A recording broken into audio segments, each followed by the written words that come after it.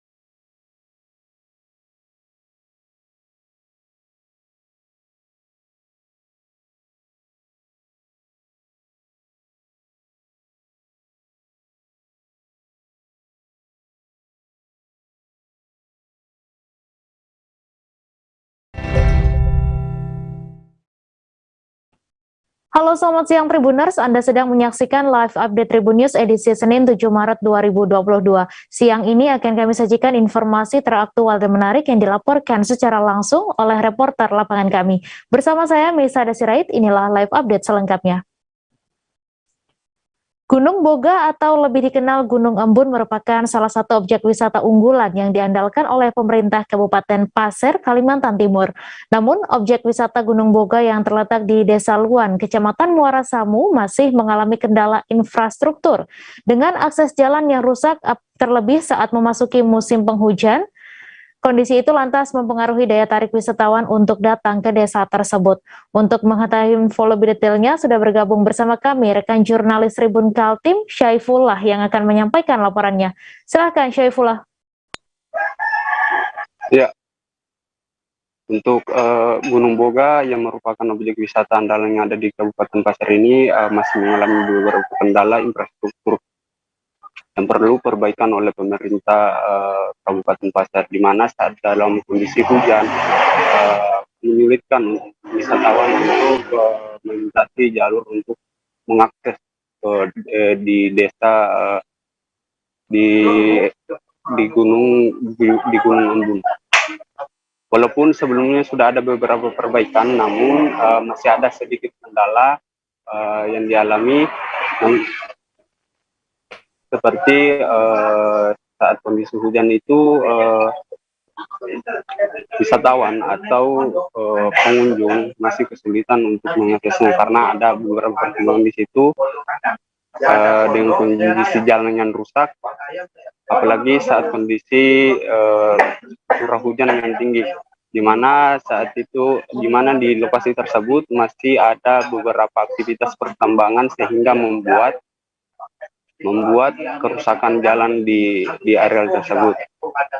Hingga kini pihak dari pemerintah desa juga masih menunggu ukuran anggaran dari pemerintah kabupaten yang dianggarkan sebesar 2,4 miliar untuk perbaikan infrastruktur di sana, baik untuk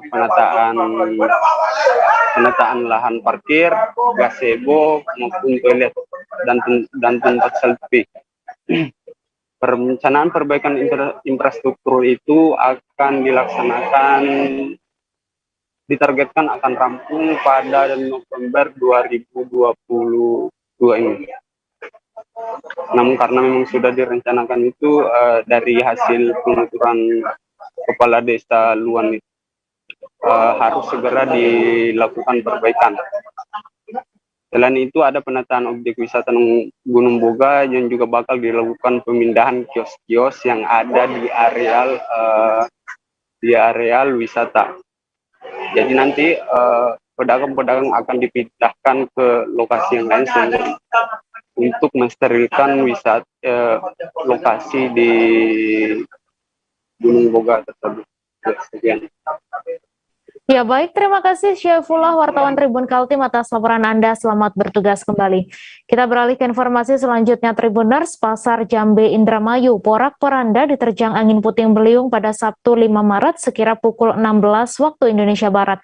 Pasar yang berlokasi di Desa Jambe, Kecamatan Kertasemaya, Kabupaten Indramayu itu pun seketika langsung roboh. Beberapa bagian atap pasar seolah-olah dipelintir menjadi bentuk spiral karena kencangnya hantaman angin.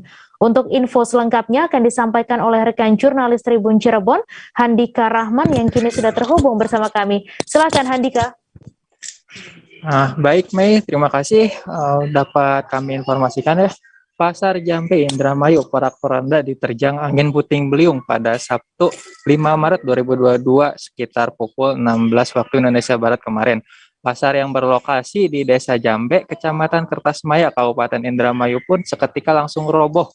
Beberapa bagian atap pasar berwarna biru itu bahkan seolah-olah dipelintir karena kerasnya hantaman dari angin puting beliung tersebut ya. Kerangka pasar yang terbuat dari baja ringan diketahui juga kini sudah tidak lagi berbentuk. Sebagian bangunan pasar bahkan sampai ada yang masuk ke saluran irigasi yang melintas di samping pasar tersebut. Menurut keterangan saksi mata di lokasi kejadian, jadi angin puting beliung itu datang secara bersamaan ya dengan hujan deras yang melanda wilayah setempat pada sore hari tersebut. Kejadiannya itu sekitar pukul 4 sore. Masih disampaikan warga, jadi saat itu langit sudah seperti badai ya, sangat gelap. Lalu terdengar juga suara petir saat sore tersebut hingga akhirnya warga yang berada di sekitaran lokasi langsung menyelamatkan diri dengan masuk ke rumah masing-masing. Apalagi saat itu mereka juga melihat langsung bagaimana atap dari Pasar Jambe itu terangkat ke langit setinggi sekitar 3 meter. Dan lalu terjatuh. Hal tersebut membuat warga ketakutan dan langsung menyelamatkan diri. Meski demikian, beruntung akibat kejadian tersebut tidak menimbulkan korban jiwa maupun korban luka-luka, mengingat bagian Pasar Jambe yang mengalami kerusakan merupakan bangunan baru dan sampai dengan saat ini belum ditempati oleh para pedagang. Sekedar informasi juga, untuk kejadian angin puting beliung di Pasar Jambe Indramayu ini ternyata sudah terjadi 2 kali ya. Kejadian pertama itu terjadi pada tahun lalu sekitar 4 bulanan yang lalu. Saat itu bangunan pasar masih dalam proses pembangunan. Dan tiba-tiba saja terdapat bencana angin puting beliung.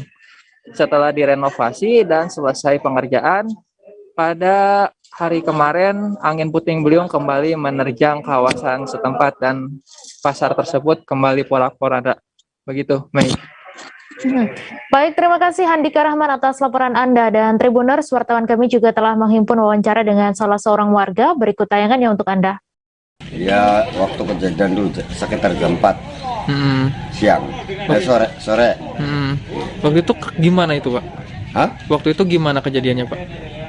Ya nggak tahu ya, begitu hujan datang terus langsung Angin puting beliung, Pak, ini, Pak? Iya. Angin puter. Kelihatan jelas, Pak, itu waktu Iya itu? jelas. Bos. Oh, sempat terbang berarti, Pak? Iya. Langsung. Keangkat gitu? Iya. Ininya diputer. Lebih. Ya Allah, ngeri banget ya.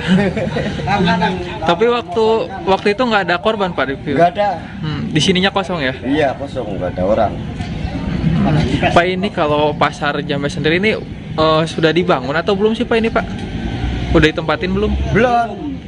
Masih belum peresmian. Oh, tapi sudah selesai pembangunan. 3 nelayan asal Kabupaten Aceh Barat tenggelam setelah kapal mereka menabrak karang di Pulau Babi, kawasan Kabupaten Simeulue pada Minggu 6 Maret pagi. 3 nelayan itu ditemukan oleh bot nelayan yang melintas di kawasan tersebut dan langsung mengevakuasi ketiga korban. Beruntung tidak ada korban jiwa dalam peristiwa tersebut. Untuk info selengkapnya akan disampaikan rekan jurnalis Serambi News, Sa'dul Bahri, yang kini sudah terhubung bersama kami. Silakan, Bahri. Halo. Ya, silakan Bahri. Baik, terima kasih Kan Mai.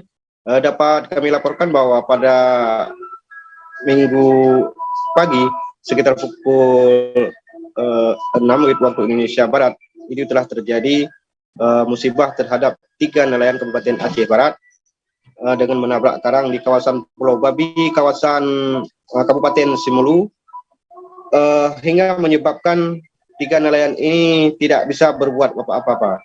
Namun kondisi ini akhirnya bisa diketahui di mana 3 para nelayan yang asal Aceh Barat ini bisa menyelamatkan diri di sebuah kapal yang sedang tenggelam akibat menabrak karang di Pulau Babi itu. Akhirnya tim Basarnas dari Kepulauan Simulu berhasil melakukan evakuasi pada Minggu sore kemarin. Namun hingga saat ini kapal tersebut masih dalam perjalanan, sedang dilakukan penarikan ke daratan Melabuh. Demikian rekan Mai.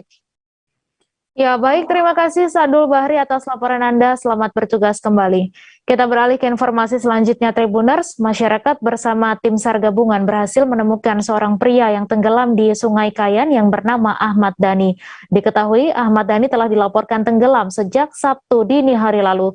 Ia ditemukan dalam kondisi sudah tak bernyawa dan saat ini jenazah sudah dibawa ke RSUD Dr. Sumarmo Sosroatmojo Tanjung Selor untuk dilakukan autopsi. Untuk info selengkapnya akan disampaikan oleh rekan Georgie Sentana Silalahi, wartawan Tribun Kaltara yang kini sudah terhubung bersama kami. Silakan Georgie. Ya, selamat siang, Tribuners. Selamat siang.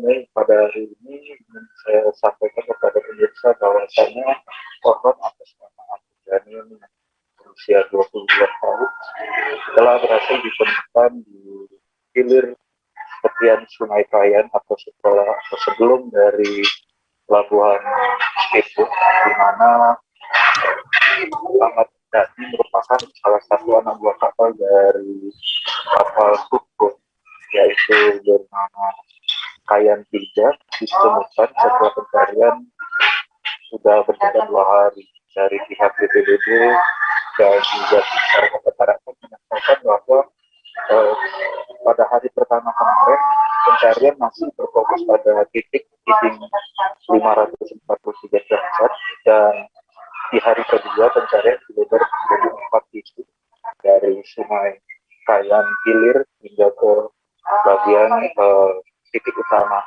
Penyisiran berlangsung sudah dilakukan di pukul 14.30 dan juga pada kedalaman 200 meter dari hasil investigasi tim BPBD Bulungan beserta tim SAR Kota Tarakan.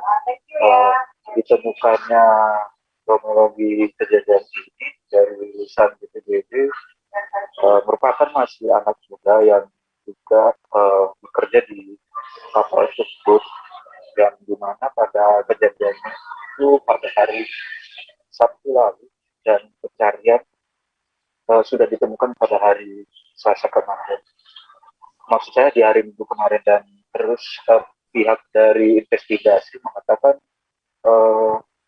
korban meninggal nantinya masih dikoordinasikan oleh pihak keluarga akan disemayamkan di Kabupaten Bulungan Provinsi Kalimantan Utara ataupun dikebumikan di Pulau Jawa.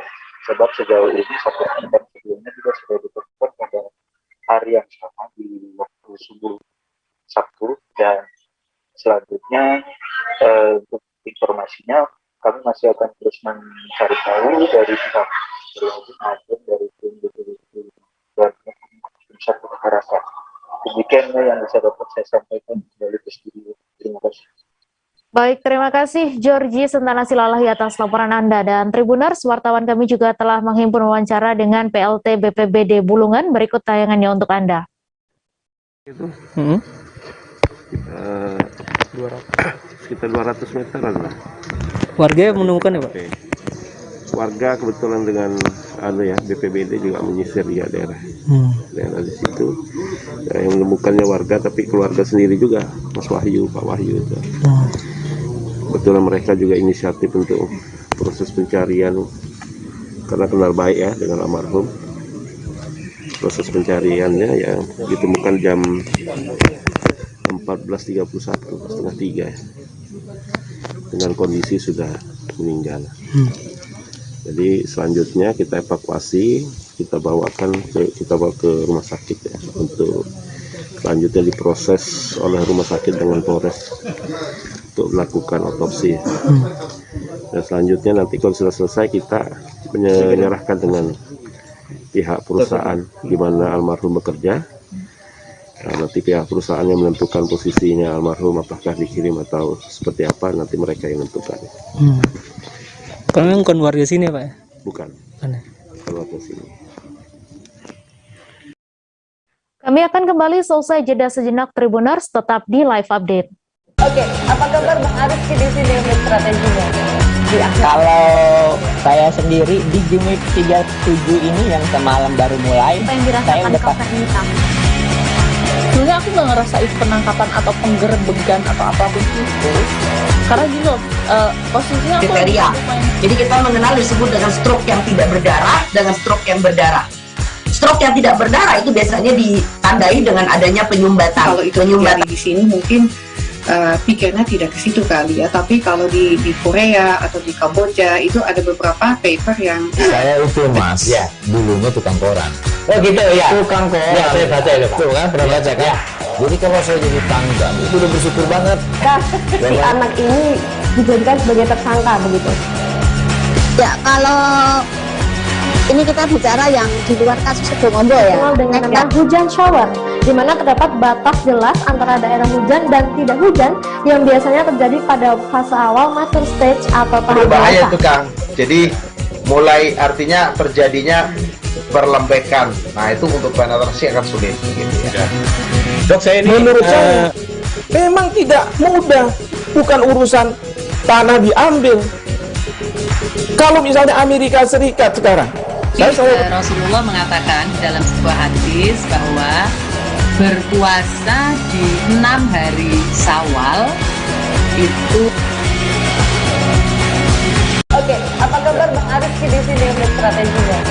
Kalau saya sendiri di Jumip 37 ini yang semalam baru mulai, Apa yang saya dirasakan udah Kapten Hitam?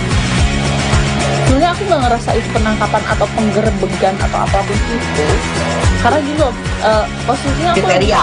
Jadi kita mengenal disebut dengan stroke yang tidak berdarah dengan stroke yang berdarah. Stroke yang tidak berdarah itu biasanya ditandai dengan adanya penyumbatan. Kalau itu terjadi di sini mungkin pikirnya tidak ke situ kali ya, tapi kalau di Korea atau di Kamboja itu ada beberapa paper yang Saya itu mas, ya dulunya tukang koran. Oh gitu ya. Tukang koran. Ya saya baca itu Pak. Tuh kan pernah baca kan? Ya. Jadi kalau saya jadi tangga itu udah bersyukur banget. Si anak ini dijadikan sebagai tersangka begitu.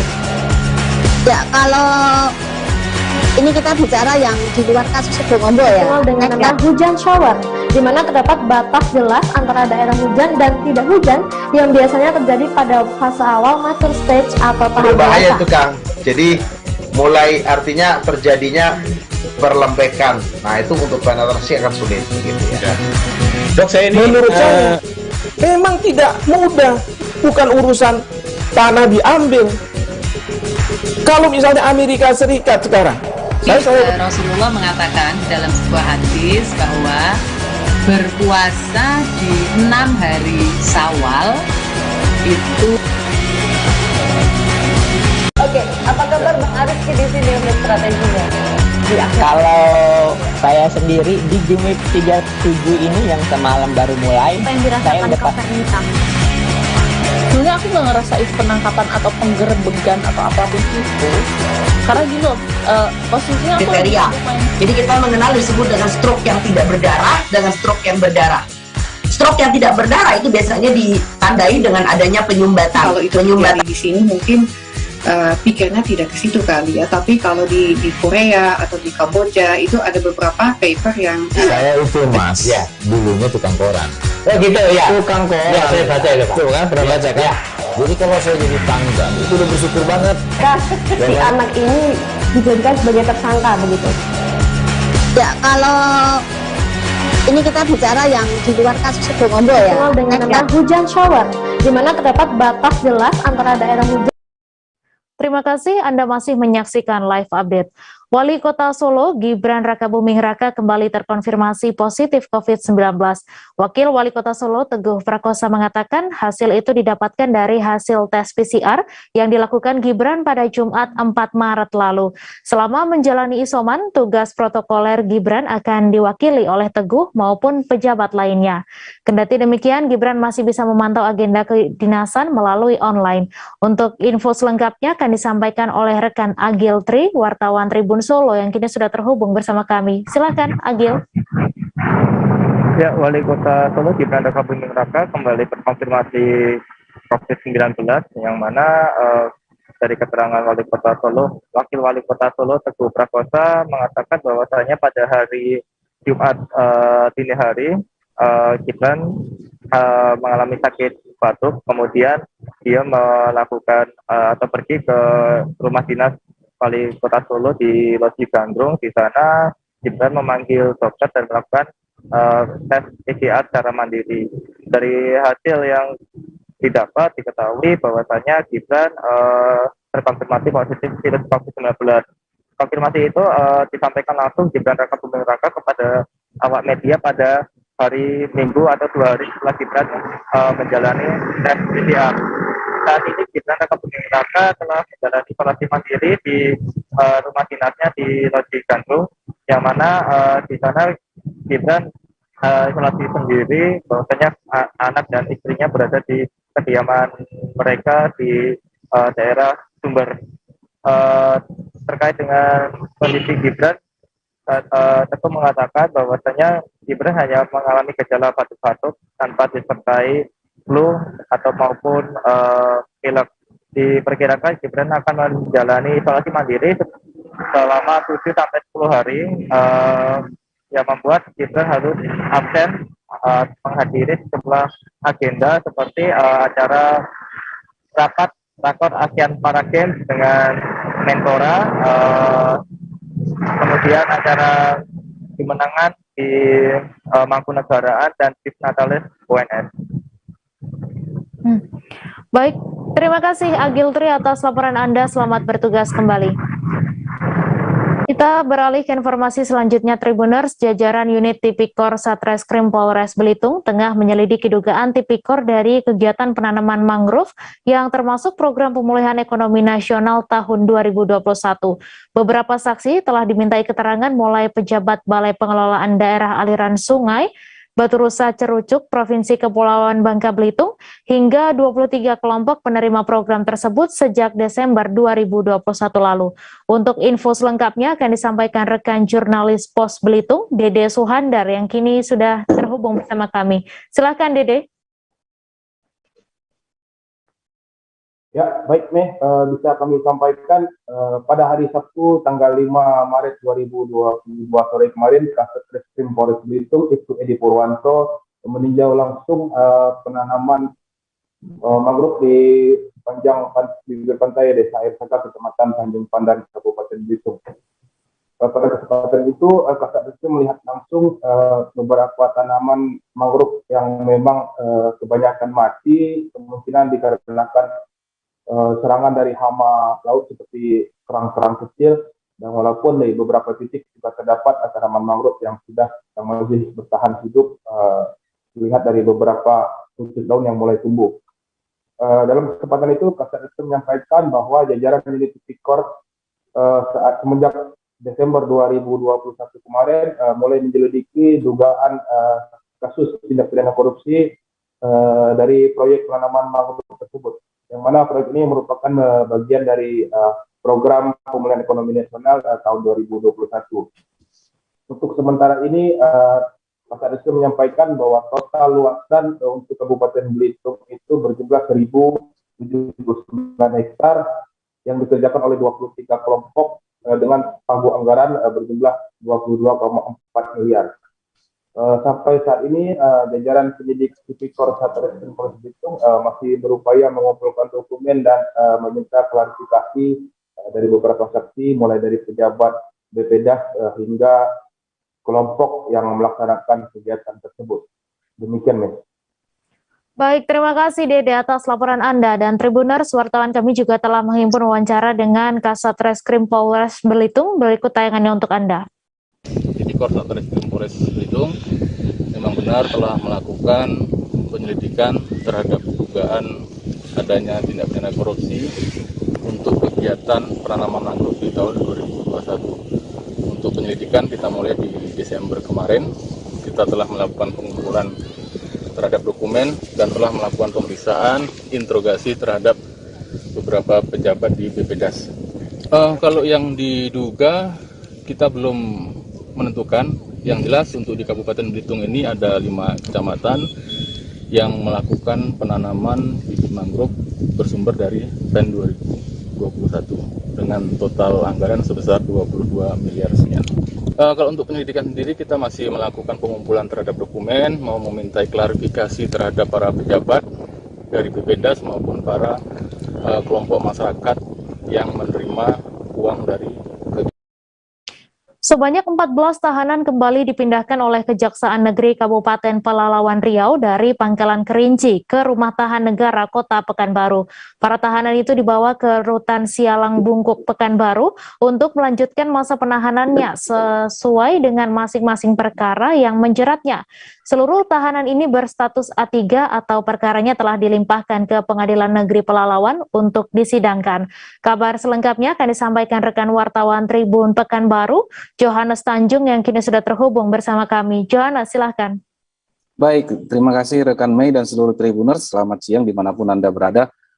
Kabar terkini dari Pelalawan, yakni Kejaksaan Negeri Pelalawan memindahkan 14 orang tahanan ke Rumah Tahanan Kota Pekanbaru.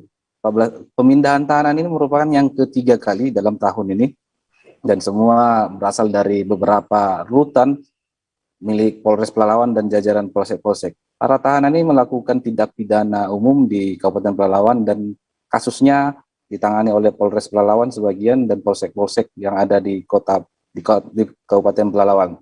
Proses pemindahan menaati protokol kesehatan di mana setiap tahanan dilakukan rapid test antigen untuk memastikan jika mereka tidak terinfeksi atau tidak terkontaminasi oleh COVID-19. Hal itu merupakan SOP daripada rutan yang ada di Kota Pekanbaru. Setelah menjalani tes, mereka dinyatakan semuanya non-reaktif COVID-19. Kemudian proses pemindahan dilakukan dengan pengawalan 5 orang pengawal tahanan dari Kejaksaan dan 2 orang personil dari Polres Pelalawan bersenjata lengkap. Mereka dinaikkan ke bus untuk dibawa ke Kota Pekanbaru dengan jarak tempuh 1 jam lebih. Baik Tribuners, merupakan 14 tahanan itu berasal dari 6 orang dari Polres Pelalawan, 3 orang dari Polsek Ukui, 3 orang dari Polsek Bandar Sekijan, dan 2 orang lagi dari Polsek Pangkalan Kuras. Seperti diketahui Tribuners, Kabupaten Pelalawan sampai saat ini belum memiliki rutan atau rumah tahanan. Bahkan satu-satunya daerah ya dari 12 kabupaten kota yang ada di Provinsi Riau, Kabupaten Pelalawan sampai saat ini belum memiliki rutan, sehingga semua tahanan atau pelaku tindak pidana yang telah menjalani persidangan ditahan di rutan Cilangbungku Kota Pekanbaru. Pada saat sebelum pandemi, proses persidangan selalu dengan melalui proses penjemputan tahanan ke Kota Pekanbaru, kemudian disidangkan di Pengadilan Negeri Kabupaten Pelalawan. Selanjutnya setelah selesai sidang, mereka akan kembali diantar ke Kota Pekanbaru. Namun selama pandemi COVID-19, proses persidangan dilakukan secara virtual, di mana jaksa dan hakim maupun para pihak berada di ruang sidang di PN Pelalawan, sedangkan para tahanan berada di rutan Cilangbungku mengikuti proses persidangan melalui virtual. Demikian rekan Mei, kembali ke studio bersama saya Johannes Tanjung, jurnalis tribunpekanbaru.com yang berada di Kabupaten Pelalawan. Demikian rekan. Baik, terima kasih Johannes Tanjung atas laporan Anda. Selamat bertugas kembali. Kita beralih ke informasi selanjutnya Tribuners. Seorang pedagang jamu keliling menggunakan sepeda selamat dari kejadian kecelakaan yang hampir merenggut nyawanya pada Jumat 4 Maret lalu. Pedagang jamu tersebut bernama Watini, 52 tahun, yang merupakan warga RT 4 lingkungan Sidodadi, Kelurahan Sri Menanti, Kecamatan Sungai Liat, Kabupaten Bangka. Ia bersyukur selamat dari kejadian yang terekam kamera CCTV tersebut. Untuk detail informasinya akan disampaikan langsung oleh rekan jurnalis Bangka Pos, Edwardi, yang kini sudah terhubung bersama kami. Silakan Edwardi.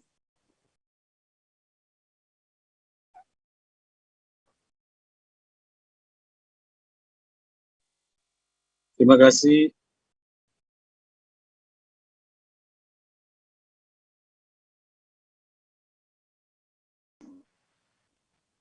Halo? Ya, silahkan Edward dengan laporan terima kasih, Anda. Memang benar ke hari Jumat lalu, tanggal 4 Maret, sekitar pukul 6.30, terjadi kejadian viral yang tertangkap dari kamera CCTV.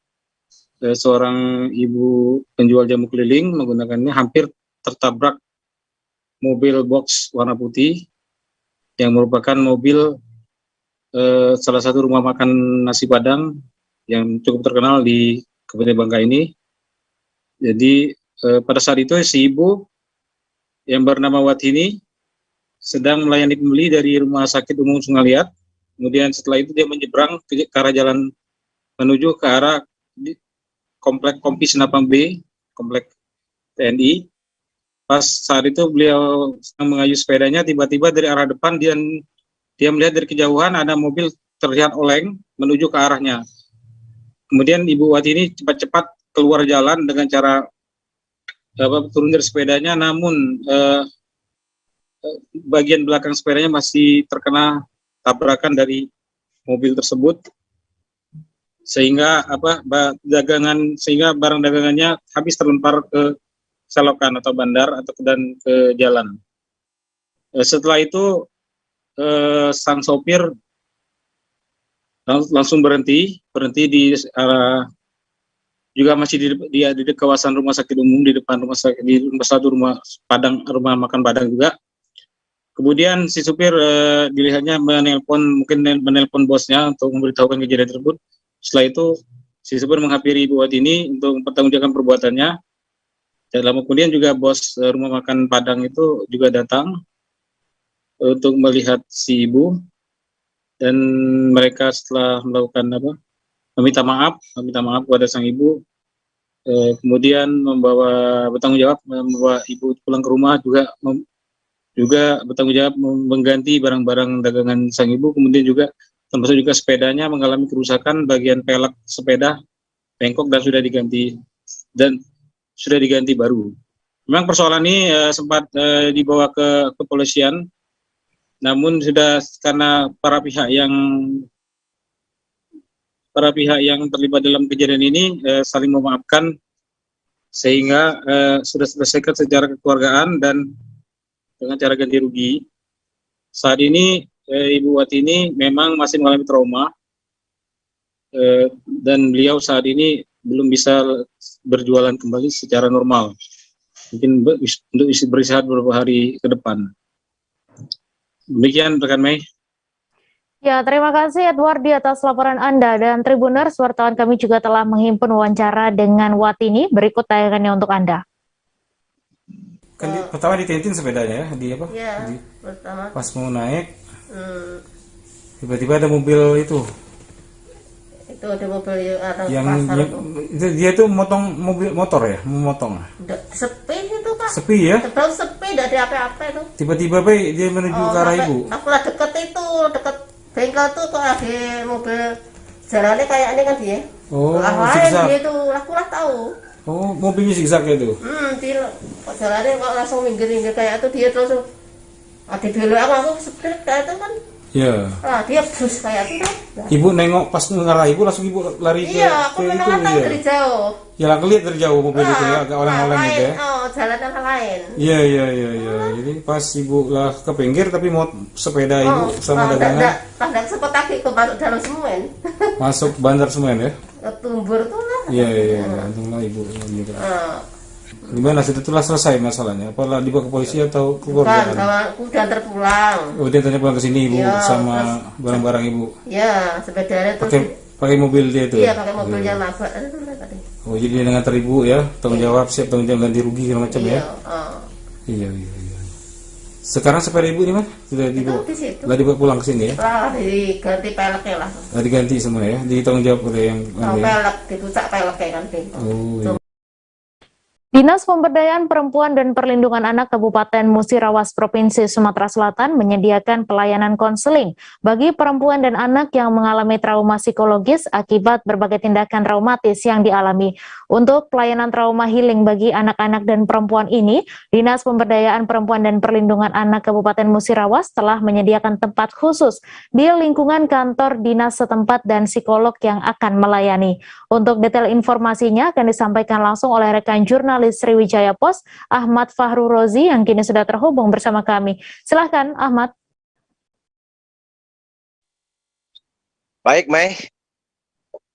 Dari Kabupaten Musirawas dapat kami laporkan bahwasanya saat ini Dinas Pemberdayaan Perempuan dan Perlindungan Anak Kabupaten Musirawas itu menyediakan satu ruang khusus ya di UPT Dinas PPA setempat untuk pelayanan konseling bagi masyarakat, khususnya perempuan dan anak yang mengalami tindak kekerasan atau jadi korban kekerasan, baik KDRT, kekerasan seksual, ataupun tindakan-tindakan yang menimbulkan traumatis lainnya.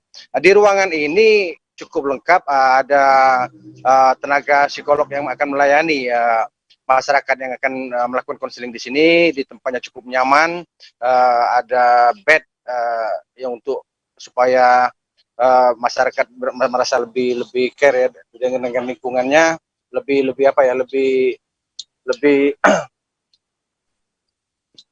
oke. Kemudian di ruangan ini juga disiapkan tenaga-tenaga yang juga profesional yang akan melayani dan privasi si masyarakat sendiri bisa terjaga. Untuk masyarakat yang mengalami kekerasan seksual ataupun KDRT ataupun kekerasan anak-anak bisa datang ke ruang konseling ini. Itu lokasinya di pusat pemerintahan Kabupaten Musirawas di kantor dinas PPA setempat, Mei. Adapun berdasarkan data dari dinas PPA setempat, ini memang cukup menonjol juga ada grafik data kasus kekerasan ya tahun 2021 kemarin. Bahwasanya yang paling menonjol itu adalah kasus seksual ya. Itu kasus seksual itu yang menimpa anak-anak. Dari 28 kasus yang ada, itu 14 kasus diantaranya adalah kasus seksual yang menimpa anak-anak. Kemudian untuk yang kekerasan fisiknya ada 7 kasus. Mungkin yang paling menonjol itu adalah kasus seksualnya, Mei. Maka dari itu kepada masyarakat yang keluarganya atau masyarakat yang berinisiatif sendiri untuk melakukan konseling untuk trauma healing terhadap pribadinya, bisa melakukan konsultasi di ruang konseling di DPPA Kabupaten Musirawas ini. Demikian, Mei. Terima kasih Ahmad atas laporan Anda. Dan Tribuners, wartawan kami juga telah menghimpun wawancara dengan Kepala Dinas PPA Kabupaten Musirawas. Berikut tayangannya untuk Anda. Di tempat UPT unit pelayanan terpadu kami, nanti kita lihat di ruangan. Tempatnya sangat representatif ya, ada tempat tidur dan AC, dan dia juga kedap suara. Jadi kerahasiaan klien atau apa namanya yang mau konseling di sini terjamin, Pak ya? Pasti silakan, jangan ragu untuk datang ke UPT unit kami, Dinas Pemberdayaan Perempuan dan Perlindungan Anak Kabupaten Musirawas. Itu sangat mudah sekali ya. Masyarakat yang butuh konseling itu tinggal datang ke unit kami, nanti akan dicatat di registrasi di tempat pendaftaran, nanti silakan masuk ke ruangan konseling seperti itu. Banyak sekali yang mungkin di masyarakat mengalami hal-hal KDRT sehingga mereka harus mengadunya kemana. Inilah tempatnya, UPT Dinas Pemberdayaan Perempuan dan Perlindungan Anak. Ya ada, kita di sini ada tenaga konseling itu 2 orang ya, semua perempuan. Jadi yang melayani masyarakat di sini ada ya? Iya, betul sekali. Silakan masyarakat jangan ragu untuk datang ke UPT kami, Dinas Pemberdayaan Perempuan dan Perlindungan Anak Kabupaten Musirawas, untuk kita layani ya, yang bersifat traumatik psikis. Silakan jangan ragu untuk datang. Iya, betul sekali. Kami juga ada konselingnya di sini. Ibu Eva, tadi juga ada Ibu Sri. Kalau memang ternyata pasiennya butuh harus dirujuk, ya kita rujuk. Seperti itu. Ya, kita rujuk ke Rumah Sakit Sophirin Musirawas. Kami masih akan menyajikan informasi menarik untuk Anda. Seusai jeda sejenak, tetap di live update. Oke, apa kabar Bang Arif di sini untuk strateginya? Kalau saya sendiri di Jumip 37 ini yang semalam baru mulai, saya udah sebenarnya aku nggak ngerasain penangkapan atau penggerebegan atau apapun itu, karena gini loh, posisinya aku kriteria. Jadi kita mengenal disebut dengan stroke yang tidak berdarah dengan stroke yang berdarah. Stroke yang tidak berdarah itu biasanya ditandai dengan adanya penyumbatan. Kalau itu terjadi di sini mungkin pikirnya tidak ke situ kali ya, tapi kalau di Korea atau di Kamboja itu ada beberapa paper yang saya itu Mas ya dulunya tukang koran. Oh gitu ya, tukang koran ya, saya baca ya Pak, tuh kan pernah baca kan ya. Jadi kalau saya jadi pangdam itu udah bersyukur banget si anak ini dijadikan sebagai tersangka begitu ya. Kalau ini kita bicara yang di luar kasus Situbondo ya, dengan nama hujan shower, di mana terdapat batas jelas antara daerah hujan dan tidak hujan yang biasanya terjadi pada fase awal mature stage atau tahap berbahaya itu Kang. Jadi mulai artinya terjadinya perlembekan. Nah itu untuk penetrasi akan sulit gitu ya. Dok, saya ini menurut saya memang tidak mudah, bukan urusan tanah diambil. Kalau misalnya Amerika Serikat sekarang, Rasulullah mengatakan dalam sebuah hadis bahwa berpuasa di 6 hari Syawal itu. Oke, apa kabar Bang Arif di sini untuk strateginya? Kalau saya sendiri di Jumip 37 ini yang semalam baru mulai, saya udah sebenarnya aku nggak ngerasain penangkapan atau penggerebegan atau apapun itu, karena gini loh, posisinya kriteria. Jadi kita mengenal disebut dengan stroke yang tidak berdarah dengan stroke yang berdarah. Stroke yang tidak berdarah itu biasanya ditandai dengan adanya penyumbatan. Kalau itu terjadi di sini mungkin pikirnya tidak ke situ kali ya, tapi kalau di Korea atau di Kamboja itu ada beberapa paper yang saya itu Mas ya dulunya tukang koran. Oh gitu ya, tukang koran ya, saya baca ya Pak, tuh kan pernah baca kan ya. Jadi kalau saya jadi pangdam itu udah bersyukur banget si anak ini dijadikan sebagai tersangka begitu ya. Kalau Ini kita bicara yang di luar kasus Sebongondo ya. Dengan nama hujan shower, di mana terdapat batas jelas antara daerah hujan dan tidak hujan yang biasanya terjadi pada fase awal mature stage atau tahap berbahaya dewasa. itu Kang. Jadi mulai artinya terjadinya perlembekan. Nah itu untuk penetrasi akan sulit gitu ya. Dok, saya ini menurut saya memang tidak mudah, bukan urusan tanah diambil. Kalau misalnya Amerika Serikat sekarang, Rasulullah mengatakan dalam sebuah hadis bahwa berpuasa di 6 hari Syawal itu. Oke, apa kabar Bang Arifki di sini untuk strateginya? Kalau saya sendiri di Jumit 37 ini yang semalam baru mulai, saya udah Sebenarnya aku nggak ngerasain penangkapan atau penggerbegan atau apapun itu, karena gini loh, posisinya aku kriteria.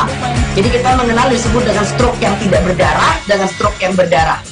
Stroke yang tidak berdarah itu biasanya ditandai dengan adanya penyumbatan. Kalau itu terjadi di sini mungkin pikirnya tidak ke situ kali ya, tapi kalau di Korea atau di Kamboja itu ada beberapa paper yang saya itu Mas, ya dulunya tukang koran.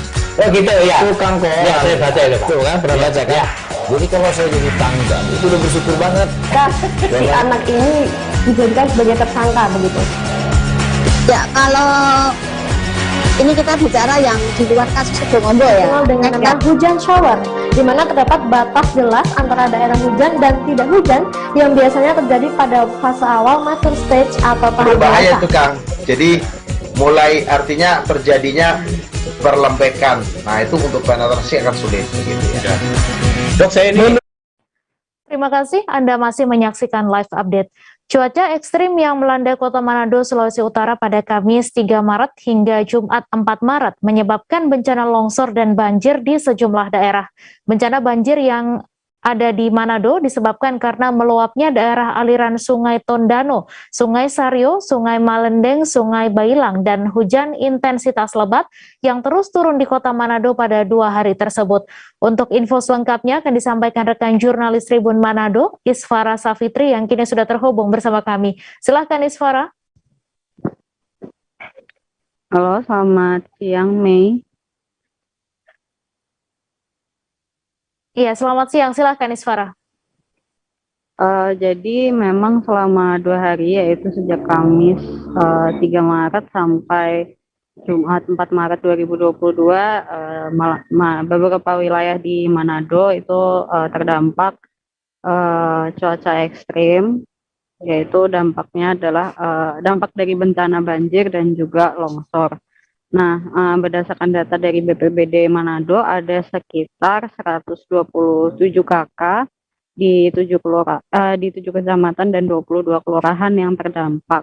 Lalu dari data tersebut juga mereka mengatakan bahwa ada 2 orang yang meninggal dunia, yang satu tertimpa material longsor di daerah Jalan Yosudarso, Kairagi, Mapanget, Manado, dan satu lagi adalah korban yang terdampak banjir di Kecamatan Tuminting. Tapi kalau menurut keterangan dari BPBD Manado sendiri, korban yang terdampak banjir itu memang beliau sudah sakit sejak lama. Nah, untuk bantuan sendiri BPBD Manado mengatakan bahwa memang terbatas, jadi kemungkinan belum semua bisa menyentuh, bantuannya belum bisa menyentuh semua warga yang terdampak. Jadi memang hanya benar-benar warga terdampak parah saja, dan itu diberikan bantuan berupa family kit, berupa kayak selimut dan peralatan dapur dan lain-lain. Nah, salah satu daerah yang terparah itu juga di PAL 2 yang sampai saat ini dari pihak korban sendiri mengaku belum dapat banyak bantuan, tapi memang sudah dari pihak BPBD Manado sendiri mengatakan selain bantuan dari pemerintah juga warga sekitar turut memberikan bantuan terhadap rumah atau keluarga yang terdampak. Dan selain itu juga mereka juga membantu untuk membersihkan material-material yang ada. Dan karena sampai selama seminggu ke depan, kemungkinan cuaca ekstrim masih melanda Sulawesi Utara termasuk Manado.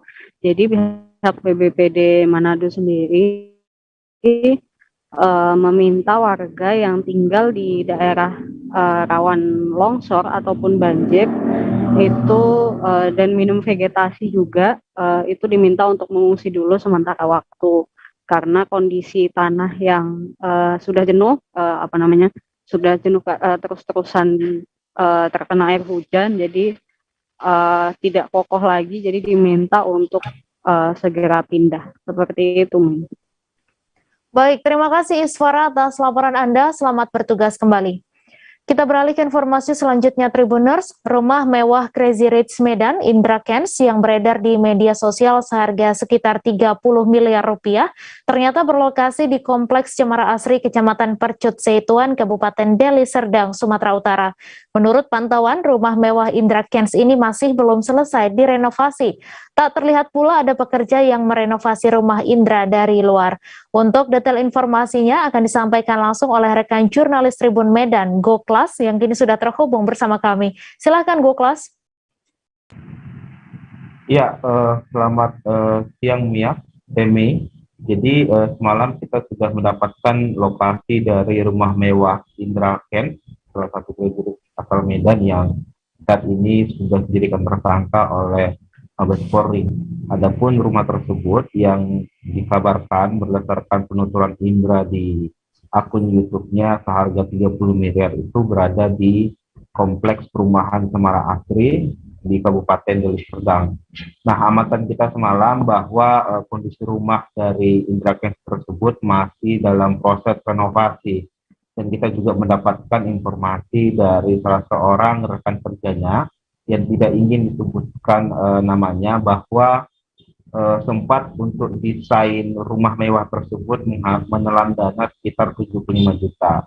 Adapun rumah yang dimiliki oleh Indra Kents saat ini itu rupanya sudah berpindah tangan ke beberapa orang, dan sebelumnya dikabarkan bahwa rumah tersebut diduga dimiliki oleh ayah dari pasar dari Indra Kents itu sendiri. Adapun sebenarnya dari pihak kepolisian dikabarkan akan menyita seluruh aset dari Indra Kents dan salah satunya adalah rumah mewah tersebut. Nah, penuturan dari warga sekitar bahwa Indra Kents sudah 3 tahun lalu tidak tampak di lokasi rumah mewahnya tersebut. Namun berdasarkan penuturan rekan kerjanya juga bahwa ada juga sebenarnya rumah yang dibangun Indra Kents kepada keluarganya di daerah Kompleks Cemara Asri tersebut, namun sampai saat ini kita masih coba untuk menelusurinya.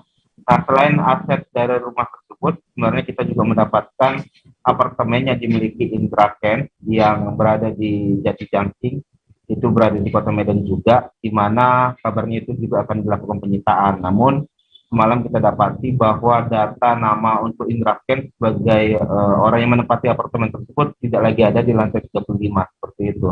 Nah, untuk kedepannya, adapun kita juga sudah mengkonfirmasi dari pihak Polda Sumut apakah akan dilakukan penyitaan pada hari ini. Dikabarkan belum mendapatkan informasi sebenarnya dari Mabes Polri akan dilakukan penyitaan pada hari ini. Begitu, Mei. Ya, baik, terima kasih Goklas dari Tribun Medan atas laporan Anda. Selamat bertugas kembali. Kita beralih ke informasi selanjutnya, Tribuners. Sebuah video yang menunjukkan seorang siswa SD kebal saat disuntik vaksin viral di media sosial.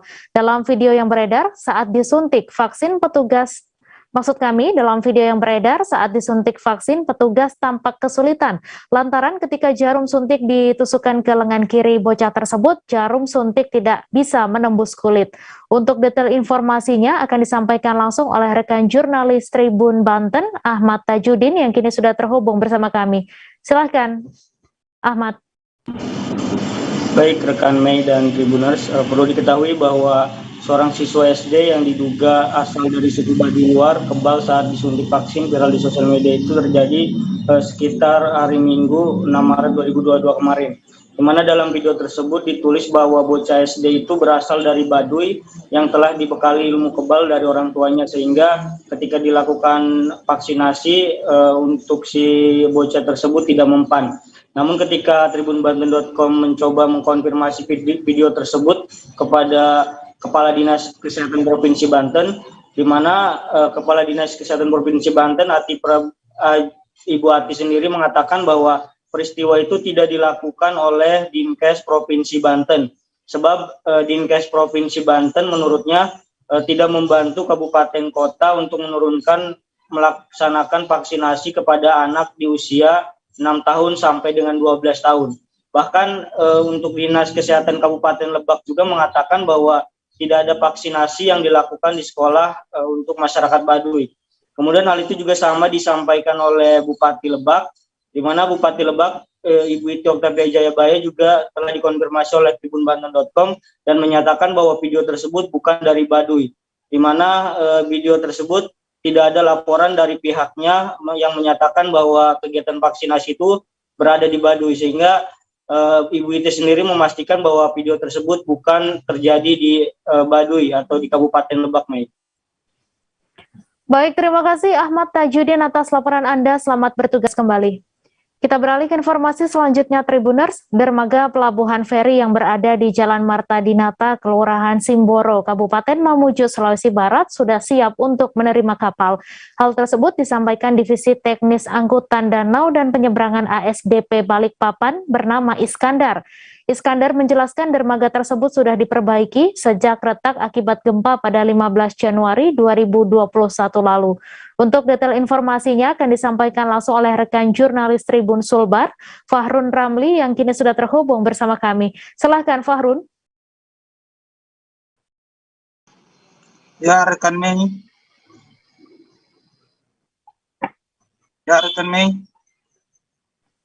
Iya, Fahrun, silahkan dengan informasi Anda. Ya, Tribuners, dapat saya informasikan bahwa pelabuhan feri Mamuju yang berada di Jalan Marta Dinata, Kelurahan Simboro ini akan berfungsi lagi sebagaimana fungsinya, yaitu penyeberangan antara lintasan Mamuju dengan Balikpapan, di mana pelabuhan ini itu rusak parah akibat gempa 15 Januari 2021 lalu, di mana dermaga pelabuhan tersebut retak-retak hingga ke bagian terminalnya sampai retak-retak sehingga tidak dapat menerima kapal tujuan dari Kalimantan ke Kabupaten Mamuju.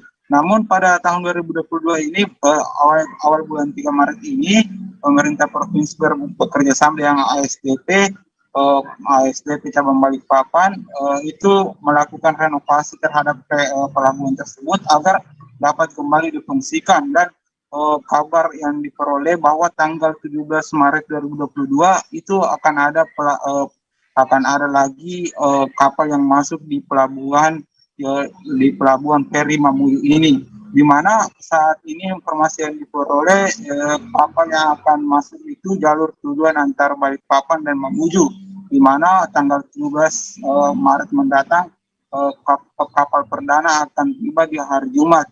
Adapun informasi yang diperoleh bahwa jadwal lintas kapal tersebut atau jadwal pemberangkatan kapal dari pelabuhan Mamuju kapal feri ke Kalimantan ini itu akan sebanyak 2 kali dalam 1 minggu, di hari Sabtu dan hari Minggu. Sementara untuk dari Balikpapan dari Kalimantan ke pelabuhan feri itu di hari Jumat dan Sabtu, sehingga pelabuhan feri ini sudah siap untuk kembali beroperasi untuk menerima kapal yang lintas Kalimantan Mamuju. Nah, salah satu warga Kelurahan Simboro yang berada di pelabuhan ini itu mengaku sangat senang mendengar kabar gembira tersebut, karena memang di pelabuhan Simboro ini sangat banyak warga yang menggantungkan geliat-geliat ekonominya, di mana banyak buruh kapal, ratusan warga Kelurahan Simboro yang menjadi buruh kapal di pelabuhan tersebut itu sempat menganggur pasca pelabuhan itu tidak lagi beroperasi. Para pedagang di sekeliling pelabuhan pun sangat antusias mendengar kabar itu, karena memang pelabuhan ini adalah salah satu penggerak ekonomi di Kabupaten Mamuju, sehingga dengan dioperasikannya kembali pelabuhan ini itu akan memberikan dampak positif atau dampak geliat ekonomi bagi warga sekitar yang bermukim di pelabuhan. Seperti itu yang bisa saya laporkan rekan Min.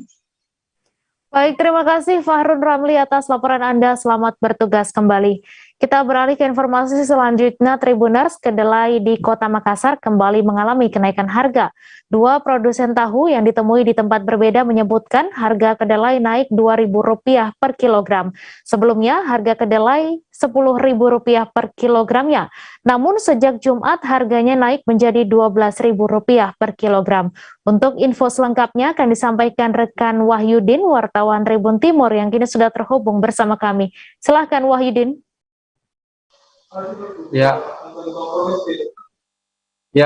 Baik Tribuners dimanapun Anda berada, dapat saya sampaikan bahwa harga kedelai di Kota Makassar kembali naik per Jumat pada tanggal 4 bulan 3 tahun 2022 tahun ini. Jadi harga kedelai naik 2.000 dari harga 10.000 naik menjadi 12.000. Hal itu yang membuat para produsen atau pembuat tempe juga, pembuat tahu juga menaikkan harga tahunya. Seperti yang kami temui di Jalan Depasawi, salah satu produsen bernama Wahyudi, dia menaikkan harga kedelai dari 43 per cetak itu naik menjadi 45. Sehingga itu yang membuat harga tahu juga terus meningkat di Kota Makassar. Hal yang sama juga dilakukan oleh Zainal Arifin, salah satu produsen tahu yang berada di Jalan Balang Basi. Jadi dia menaikkan harga tahu dari 41 yang dia jual di awal naik menjadi 43.000 per cetak. Selain harga kedelai yang terus meningkat juga stok kedelai itu yang sangat terbatas. Zainal Arifin sempat memesan 10 ton kedelai, tapi yang dikirimkan hanya 4 ton. Katanya kedelai yang berada di tempat ia beli sangat terbatas, sehingga hanya 4 ton yang ia dapatkan. Baik, demikian laporan saya dari Makassar. Baik, terima kasih Wahyudin atas laporan Anda dan Tribuners. Wartawan kami juga telah menghimpun wawancara dengan produsen tahu. Berikut tayangannya untuk Anda. Bisa kita ceritakan terkait kondisi penjualan tahu di sini? Nah, masalah produksi kondisi tahu mas, ini bukan masalah di Makassar, tapi ini saya mulai bikin tahu wis 22 tahun barusan ini. Langkah nggak bisa ditanggulangi. Dulu namanya demo mas, jarak 1 minggu atau 10 hari paling lambat 2 minggu ya sudah mulai turun. Ini malah naik luar biasa. Tapi produksinya sini enggak pernah diputus pak di sini. Alhamdulillah. Iya. Eceran nih pokok nih, iya. Ini 12.400, 12.300. Oh, per kilo itu pak? Per kilo. Aku selamanya bikin tahu 2022 tahun, barusan ini beli kedelai sampai 12 lebih. Sejak kapan mulai gitu Pak harga? Kemarin sudah nih. Itu ada notanya. Kan itu merek ini beda-beda mas. Iya. ABCD, merek kualitas yang baik, harganya sekian. Itu sih baik 12.400. Sedang umum ini iya. 12.100. Kemarin minta 10 ton dikasih 4 ton, bilangnya dibagi. Oh terbatas Pak dia. Ini sudah 5 bulan ini naik terus, tidak ada turunnya. Sebelum naik itu Pak, paling di bawah berapa? Dulu di bawah 10 mas. Oh di bawah 10. Kalau yang 12,5 itu kapan mulai naik itu Pak? 12.400 kemarin. Oh mulai kemarin Pak nih. Tapi sebelumnya itu udah sampai lagi. Ada notan yang kontan semua tuh. Harga tahunya itu Pak di sini naik juga? Naik juga mas. Naik berapa itu Pak? Naik 2.000. Sebelumnya harga berapa? Dulu sebelumnya hampir 12, tak kasih naik 43. Iya. Nah terus kemarin kedelai turun, itu tak kasih turun 41. 141.000 Pak. 41.000. Nah ini kedelai sudah naik 11 lebih.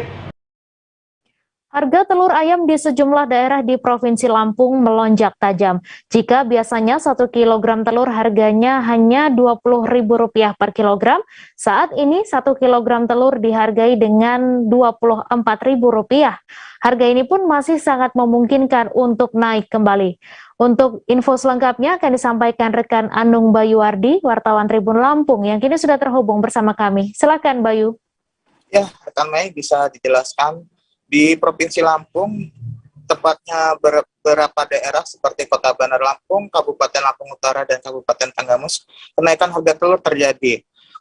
Untuk di Kabupaten Lampung Utara sendiri, sejak sepekan terakhir ini kenaikannya menjadi Rp4.000, di mana harga awalnya Rp20.000 per kilogramnya, kemudian pada Sabtu kemarin Rp24.000 per kilogramnya.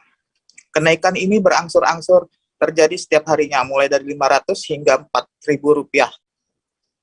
Kenaikan ini terjadi menurut Bugi, salah satu pedagang di Pasar Sentral Kota Bumi.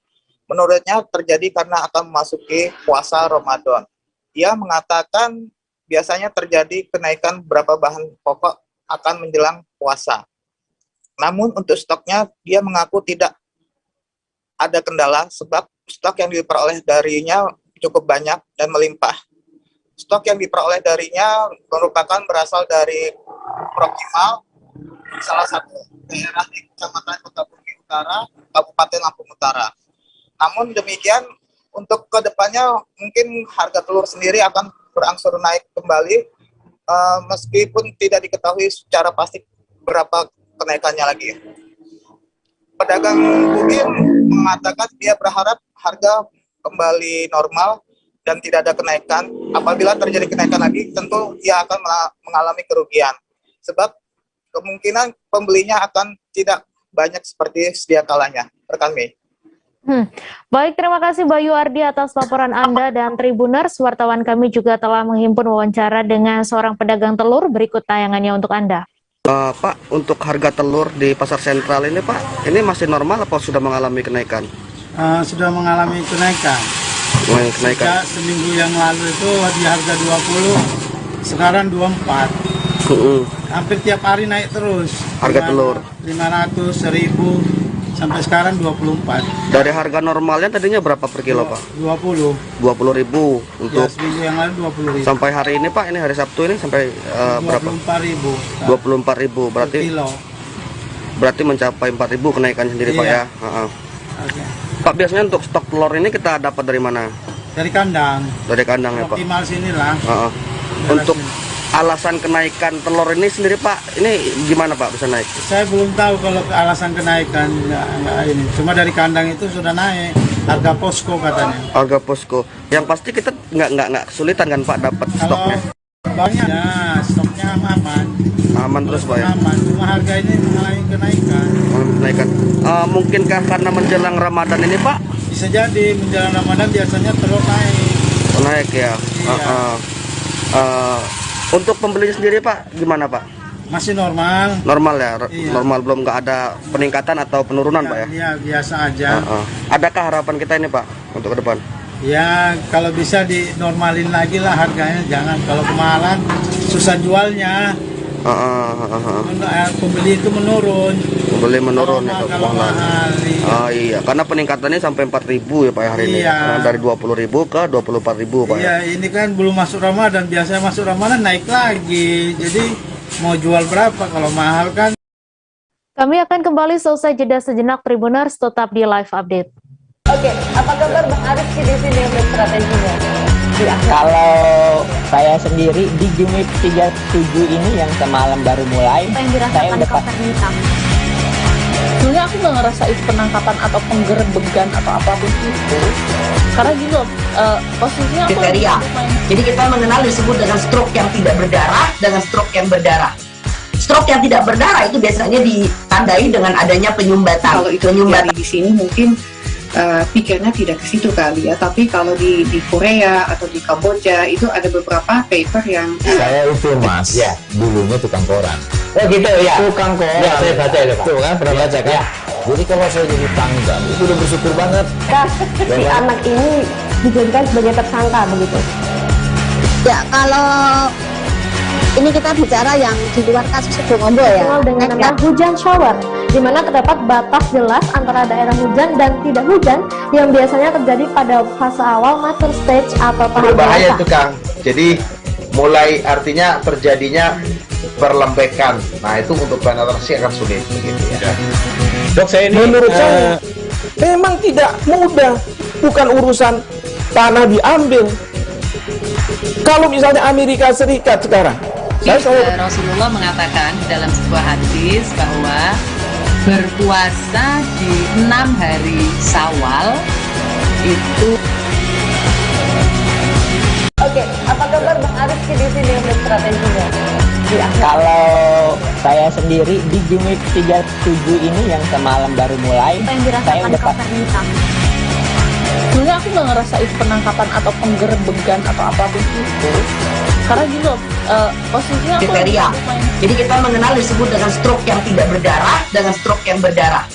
Stroke yang tidak berdarah itu biasanya ditandai dengan adanya penyumbatan. Kalau itu penyumbatan di sini mungkin pikirnya tidak ke situ kali ya, tapi kalau di Korea atau di Kamboja itu ada beberapa paper yang saya itu Mas ya dulunya tukang koran. Oh gitu ya, tukang koran ya, saya baca itu tuh kan, pernah baca kan ya.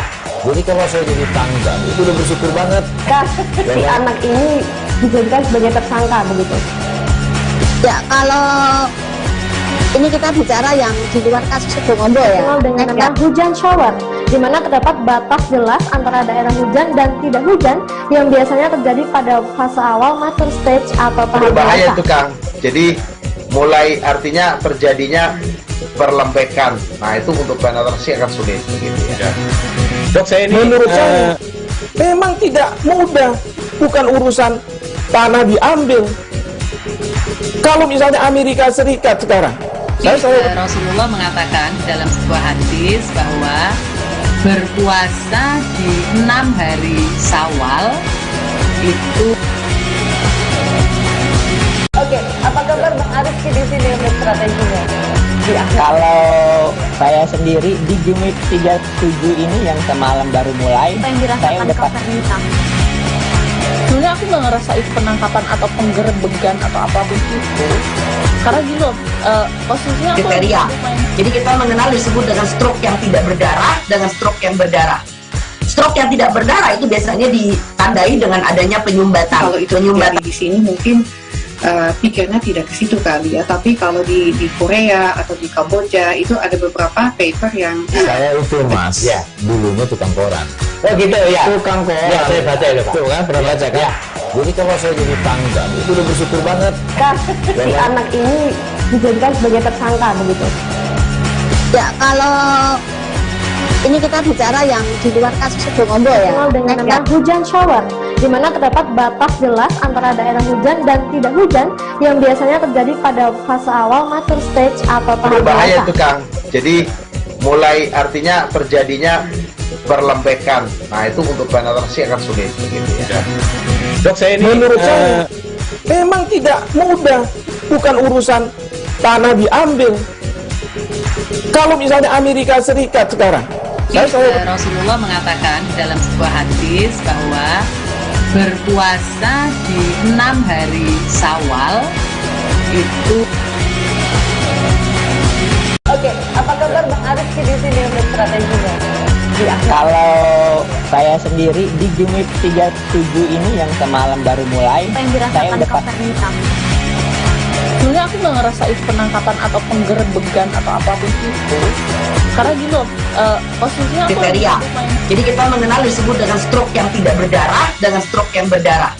Stroke yang tidak berdarah itu biasanya ditandai dengan adanya penyumbatan. Kalau itu penyumbatan di sini mungkin pikirnya tidak ke situ kali ya, tapi kalau di Korea atau di Kamboja itu ada beberapa paper yang saya itu Mas ya dulunya tukang koran.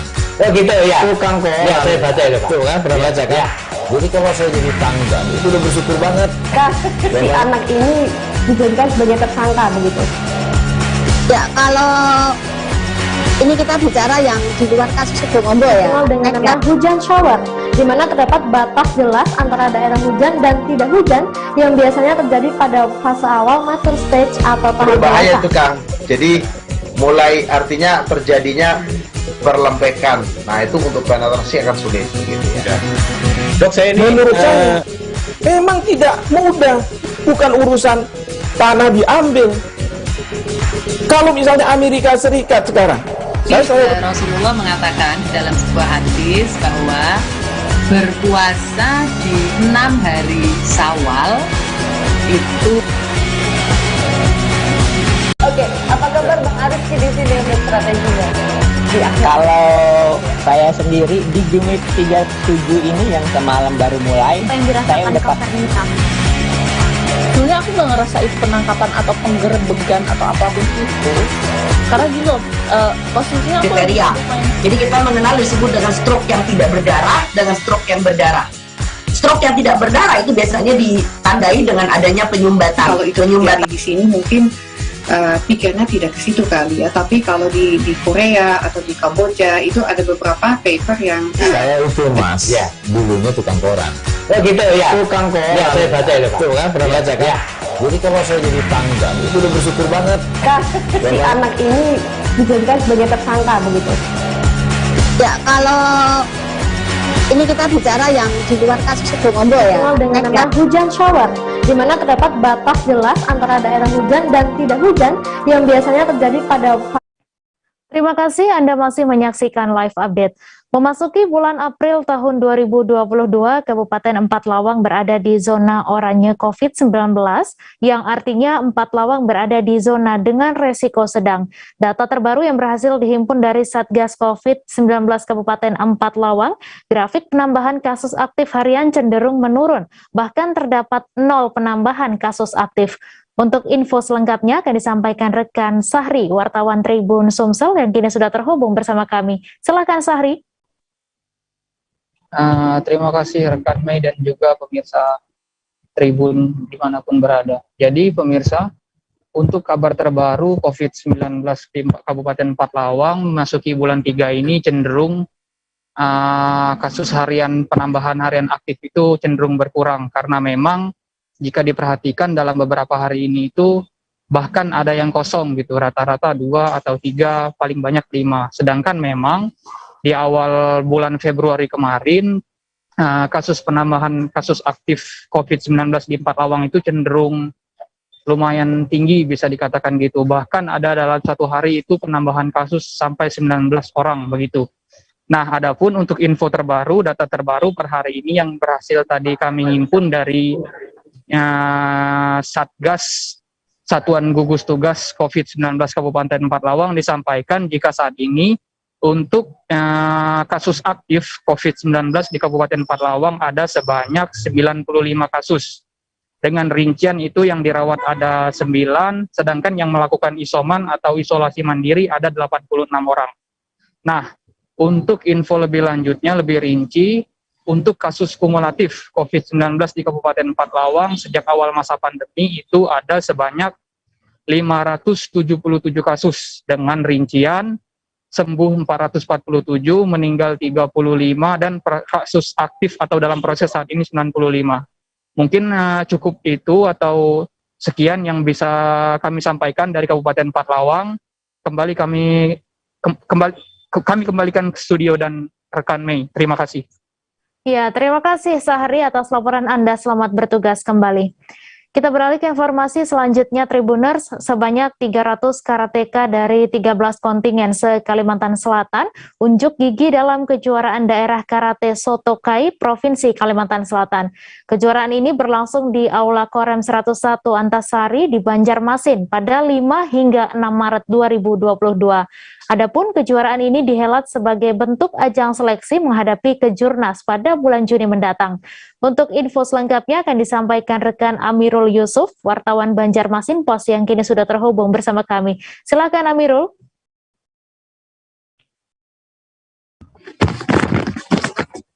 Selamat siang. Ya. Apa saya dengar? Tes? Iya. Baru saja kejuaraan Sotokai se-Kalimantan Selatan dihelat selama 2 hari pada hari kemarin. Kejuaraan ini dihelat sebagai ajang seleksi Sotokai Kalimantan Selatan untuk menentukan siapa saja atlet yang akan bertolak ke ajang kejuaraan nasional pada tahun 2022 di bulan Juni nanti. Selain itu, para peserta terdiri dari dojo-dojo se-Kalimantan Selatan dari 13 kabupaten kota yang ada di Kalimantan Selatan dengan total atlet 300 orang yang berpartisipasi. Untuk yang berhasil menjadi juara umum kemarin merupakan tim dari Kota Banjarbaru dengan raihan 13 medali emas. Harapannya semoga nanti para atlet-atlet bisa meraih gelar di ajang kejuaraan nasional nanti. Sekian. Baik, terima kasih Amirul atas laporan Anda, dan Tribuners, wartawan kami juga telah menghimpun wawancara dengan Ketua Harian Sotokai Kalimantan Selatan. Berikut tayangannya untuk Anda.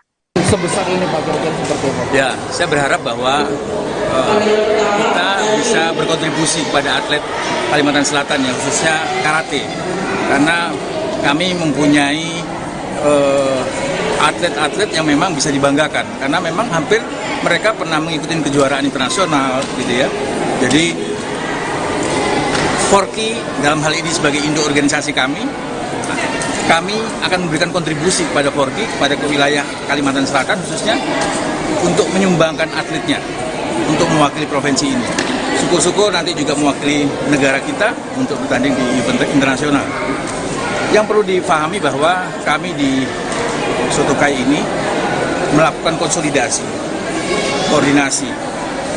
Intinya bahwa kami ingin berolahraga, kami ingin membina atlet-atlet muda untuk menjadi atlet yang nantinya bisa dibanggakan. Persebaya U15 harus puas meraih 1 poin usai melawan Sokorejo FC dalam laga perdana grup C Piala Suratin Asprof PSSI Jatim di lapangan Unesa pada Senin 7 Maret. Bajul Ijo Cilik terus melancarkan serangan dari sisi sayap. Banyak peluang yang dihasilkan namun berhasil diblok oleh pemain bertahan. Untuk info selengkapnya akan disampaikan rekan Febrianto Ramadhani, wartawan Surya yang kini sudah terhubung bersama kami. Silahkan Febri.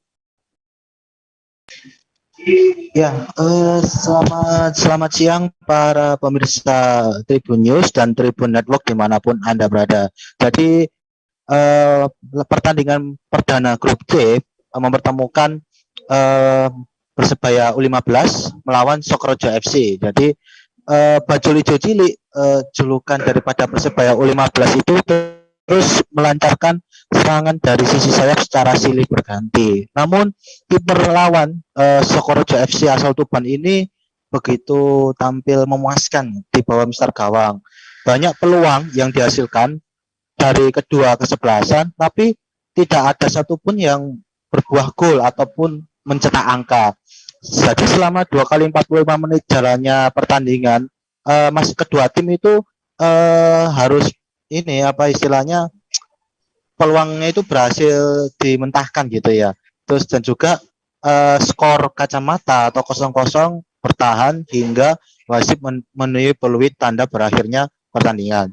Jadi kedua tim berbagi 1 poin gitu ya pada pertandingan pertama grup C, yang mana dihuni oleh Persebaya Surabaya U15, Sokorejo FC U15 asal Tuban, Mojokerto FC dan juga Persib Pesanggaran Banyuwangi.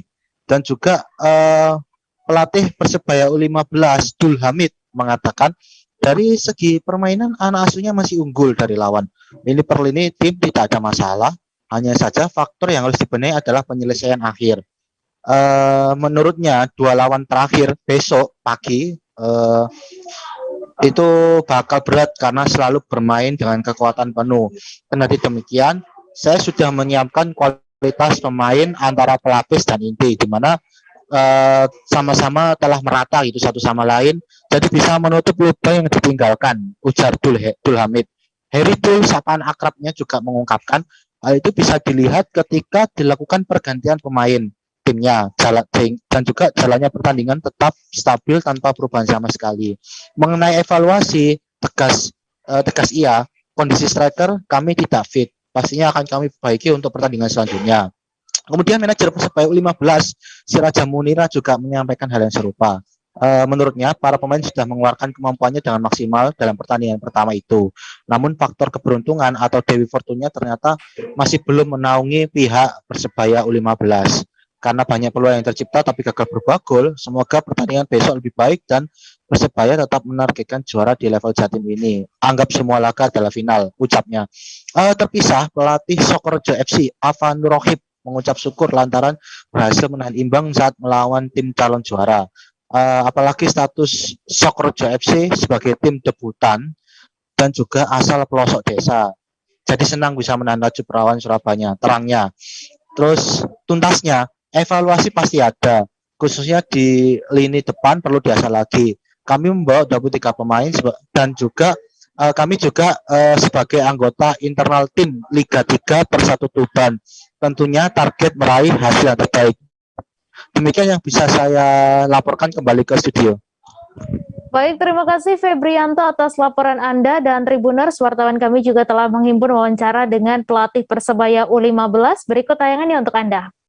Mungkin faktor keberuntungan aja, belum ada peluang, kita udah unggul dalam permainan. Ya, mungkin dari segi peluangnya itu faktor juga kiper juga hari ini juga kiper lawan juga bagus.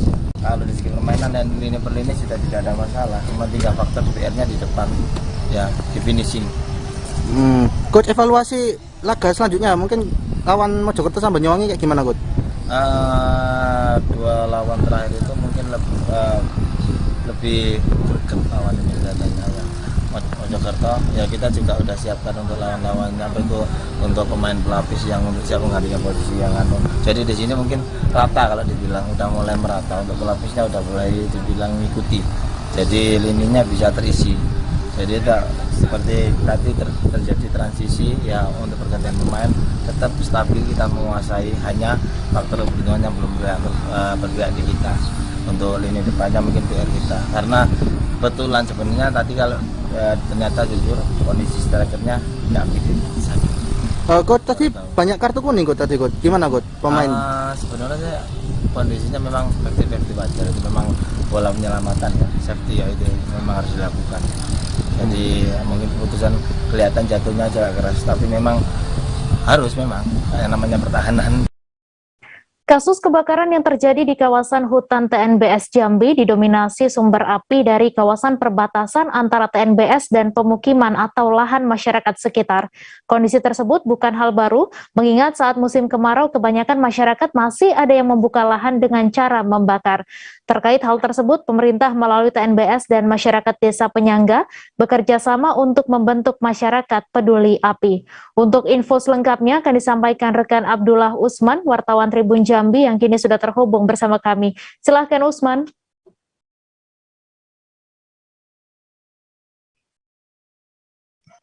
Baik rekan Mei di studio dan Tribuners dimanapun Anda berada.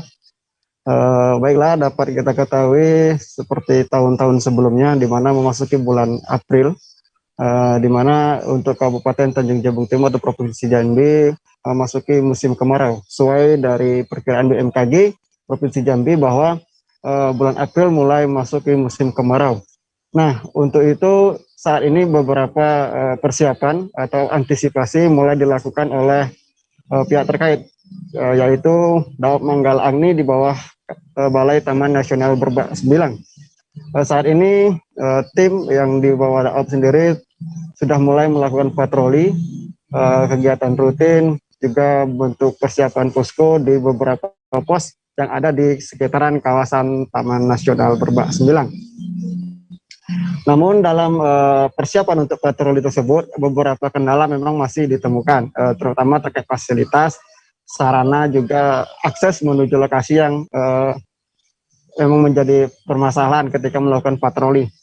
Namun Manggalang ini sendiri sudah mempersiapkan hal tersebut, antaranya dengan melakukan patroli melalui 3 jalur, yaitu jalur air, jalur darat, dan juga jalur udara yang saat ini tengah dipersiapkan dilakukan.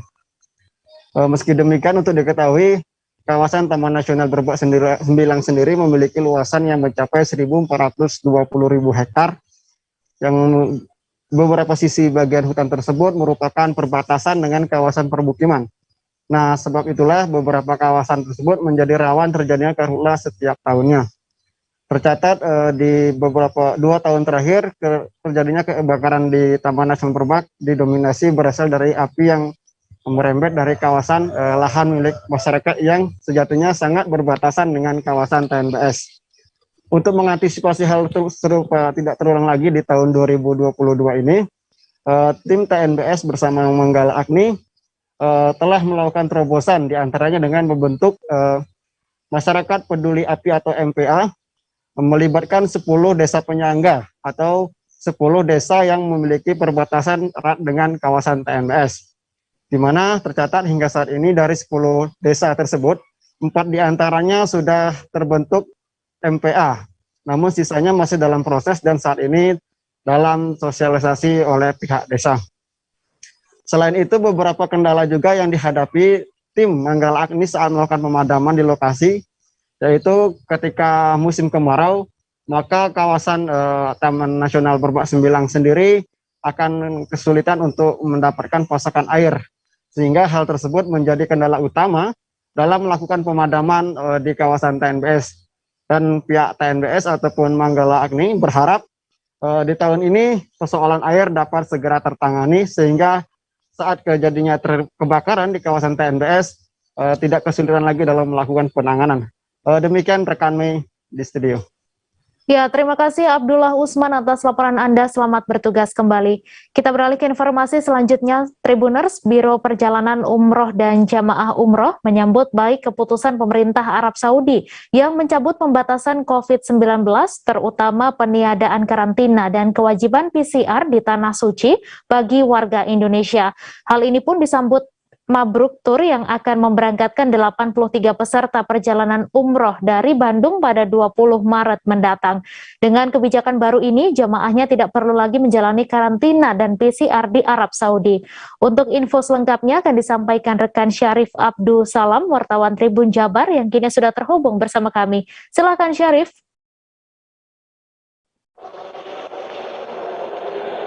Ya, halo. Selamat siang rekan Mei dan Tribuners di Indonesia. Seperti diketahui, pemerintah Arab Saudi saat ini sudah melonggarkan kebijakan untuk pembatasan penanganan COVID-19 di Arab Saudi sendiri. Termasuk diantaranya adalah kewajiban PCR sampai karantina itu ditiadakan bagi negara-negara yang akan mendatangi Arab Saudi, termasuk dalam hal ini yang akan melaksanakan ibadah umroh. Hal ini tentu saja sangat disambut baik oleh penyelenggara perjalanan ibadah umroh di Jawa Barat.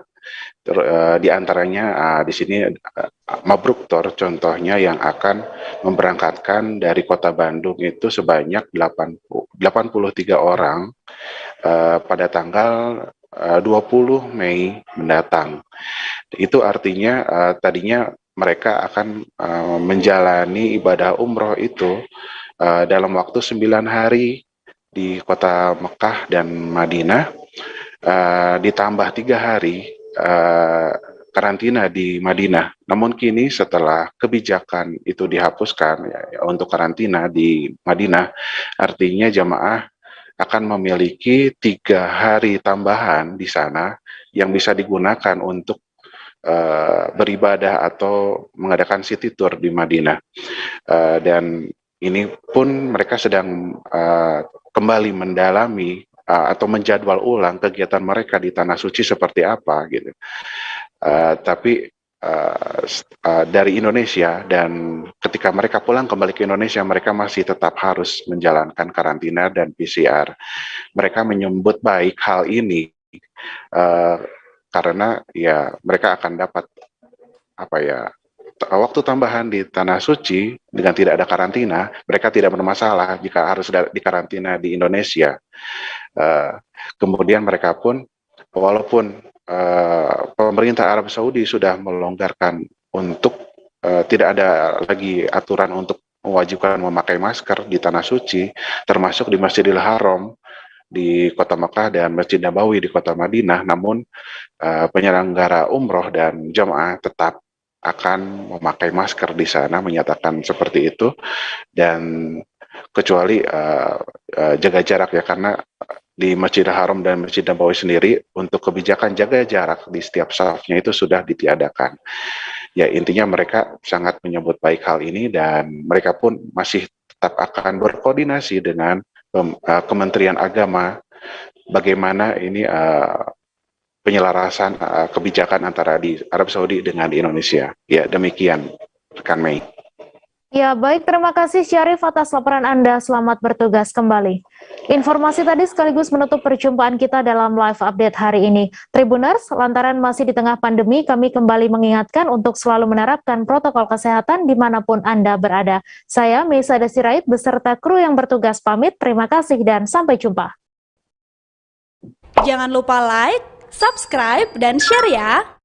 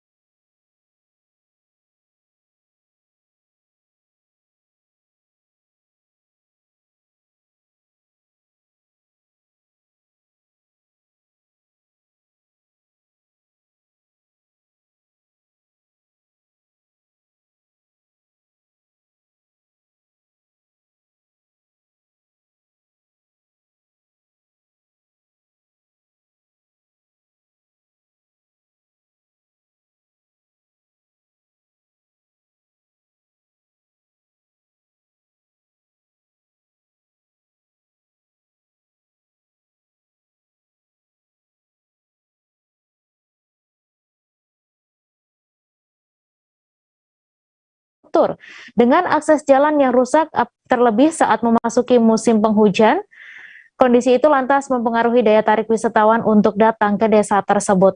Untuk mengetahui info lebih detailnya, sudah bergabung bersama kami rekan jurnalis Tribun Kaltim, Syaifullah, yang akan menyampaikan laporannya. Silakan Syaifullah. Ya, untuk Gunung Boga yang merupakan objek wisata andalan yang ada di Kabupaten Pasar ini masih mengalami beberapa kendala infrastruktur yang perlu perbaikan oleh pemerintah Kabupaten Pasar, di mana saat dalam kondisi hujan menyulitkan wisatawan untuk melintasi jalur untuk mengakses di desa di Gunung Ambon. Walaupun sebelumnya sudah ada beberapa perbaikan, namun masih ada sedikit kendala yang dialami, seperti saat kondisi hujan itu wisatawan atau pengunjung masih kesulitan untuk mengaksesnya karena ada beberapa pertimbangan di situ dengan kondisi jalan yang rusak, apalagi saat kondisi curah hujan yang tinggi, di mana di lokasi tersebut masih ada beberapa aktivitas pertambangan sehingga membuat kerusakan jalan di area tersebut. Hingga kini pihak dari pemerintah desa juga masih menunggu ukuran anggaran dari pemerintah kabupaten yang dianggarkan sebesar 2,4 miliar untuk perbaikan infrastruktur di sana, baik untuk penataan lahan parkir, gazebo maupun toilet dan tempat selfie. Perencanaan perbaikan infrastruktur itu akan ditargetkan akan rampung pada November 2022 ini. Namun karena memang sudah direncanakan itu dari hasil penuturan kepala desa Luan itu harus segera dilakukan perbaikan. Selain itu ada penataan objek wisata Gunung Boga yang juga bakal dilakukan pemindahan kios-kios yang ada di areal wisata. Jadi nanti pedagang-pedagang akan dipindahkan ke lokasi yang lain untuk mensterilkan lokasi di Gunung Boga tersebut. Sekian. Ya baik, terima kasih Syaifullah, wartawan Tribun Kaltim atas laporan Anda. Selamat bertugas kembali. Kita beralih ke informasi selanjutnya. Tribuners, Pasar Jambe Indramayu porak-poranda diterjang angin puting beliung pada Sabtu 5 Maret sekira pukul 16 waktu Indonesia Barat. Pasar yang berlokasi di Desa Jambe, Kecamatan Kertasemaya, Kabupaten Indramayu itu pun seketika langsung roboh.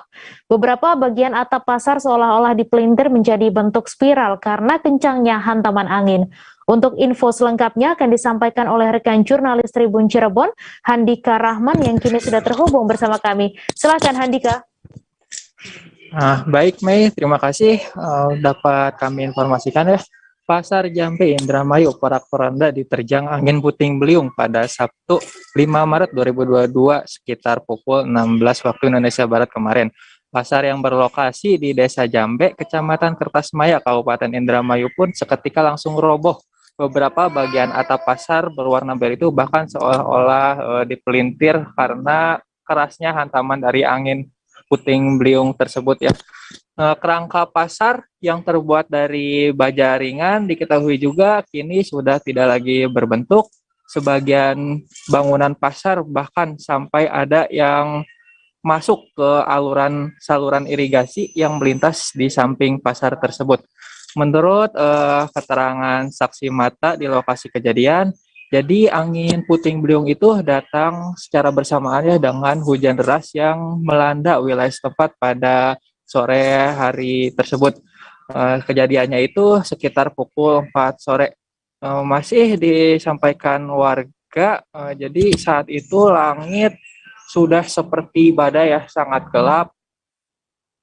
Lalu terdengar juga suara petir saat sore tersebut hingga akhirnya warga yang berada di sekitaran lokasi langsung menyelamatkan diri dengan masuk ke rumah masing-masing. Apalagi saat itu mereka juga melihat langsung bagaimana atap dari Pasar Jambe itu terangkat ke langit setinggi sekitar 3 meter. Dan lalu terjatuh. Hal tersebut membuat warga ketakutan dan langsung menyelamatkan diri. Meski demikian, beruntung akibat kejadian tersebut tidak menimbulkan korban jiwa maupun korban luka-luka, mengingat bagian Pasar Jambe yang mengalami kerusakan merupakan bangunan baru dan sampai dengan saat ini belum ditempati oleh para pedagang. Sekedar informasi juga, untuk kejadian angin puting beliung di Pasar Jambe Indramayu ini ternyata sudah terjadi 2 kali ya. Kejadian pertama itu terjadi pada tahun lalu sekitar 4 bulanan yang lalu. Saat itu bangunan pasar masih dalam proses pembangunan dan tiba-tiba saja terdapat bencana angin puting beliung. Setelah direnovasi dan selesai pengerjaan, pada hari kemarin angin puting beliung kembali menerjang kawasan setempat dan pasar tersebut kembali porak-poranda. Begitu, Mei. Baik, terima kasih Handika Rahman atas laporan Anda. Dan Tribuners, wartawan kami juga telah menghimpun wawancara dengan salah seorang warga. Berikut tayangannya untuk Anda. Ya, waktu kejadian dulu sekitar jam 4 siang, sore. Waktu itu gimana itu, Pak? Hah? Waktu itu gimana kejadiannya, Pak? Ya nggak tahu ya, begitu hujan datang terus langsung Angin puting beliung Pak ini, Pak? Iya. Angin puter. Kelihatan jelas Pak itu waktu iya, itu? jelas. Was. Oh, sempat terbang berarti Pak? Iya. Langsung. Keangkat gitu? Iya. Ininya diputer. Lempit. Ya Allah, ngeri banget ya. Tapi waktu itu nggak ada korban Pak? Nggak ada. Di sininya kosong ya? Iya, kosong, nggak ada orang. Pak, ini kalau Pasar Jambe sendiri ini sudah dibangun atau belum sih Pak ini Pak? Udah ditempatin belum? Belum. Masih belum peresmian. Oh, tapi sudah selesai pembangunan.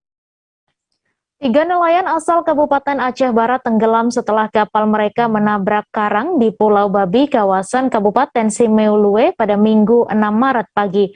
Tiga nelayan itu ditemukan oleh bot nelayan yang melintas di kawasan tersebut dan langsung mengevakuasi ketiga korban. Beruntung tidak ada korban jiwa dalam peristiwa tersebut.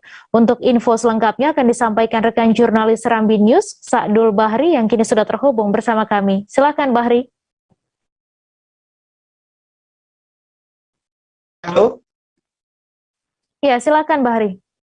Baik, terima kasih rekan Mai.